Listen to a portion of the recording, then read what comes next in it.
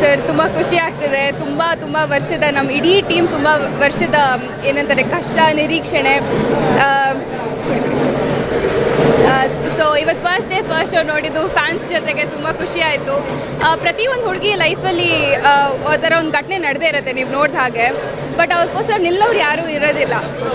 But ಒಬ್ರು ನಿಲ್ತಾಗ ಅದೇ ಬೇರೆ ಸರ್. ಅದನ್ನು ಹೇಳೋಕ್ಕೆ ಇಷ್ಟಪಡ್ತೀನಿ. ನಾನು ಎಲ್ಲ ಹುಡುಗಿ ಕನೆಕ್ಟ್ ಆಗ್ತಾರೆ ಈ ವಿಷಯಕ್ಕೆ. ಯಾಕಂದರೆ ಒಂದು ಸಲ ಆದ್ರೂ ನಡೆದಿರೋದು ಎಲ್ಲ ಹುಡುಗಿ ಲೈಫಲ್ಲಿ.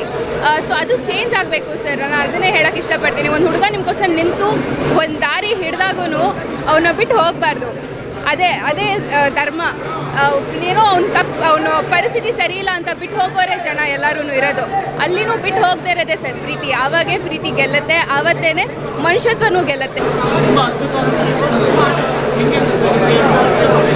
ತುಂಬ ಖುಷಿ ಇದೆ ಸರ್ ಇವತ್ತು. ಅಂದರೆ ಹೃದಯ ತುಂಬಿ ಒಂಥರ ಖುಷಿ ಆಗುತ್ತಲ್ಲ, ಆ ಮಟ್ಟಕ್ಕೆ ಖುಷಿ ಆಗ್ತಾ ಇದೆ.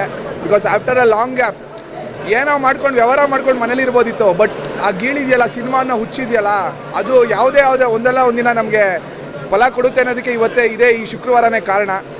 ನಾವು ಹಾಕಿರೋ ಒಂದು ಎಫರ್ಟು ಪೇಷನ್ಸ್ಗೆ ಇವತ್ತು ಪ್ರತಿಫಲ ಸಿಕ್ಕಿದೆ ಅನ್ನೋದು ತುಂಬ ಖುಷಿ ಆಗ್ತಾ ಇದೆ ಸರ್.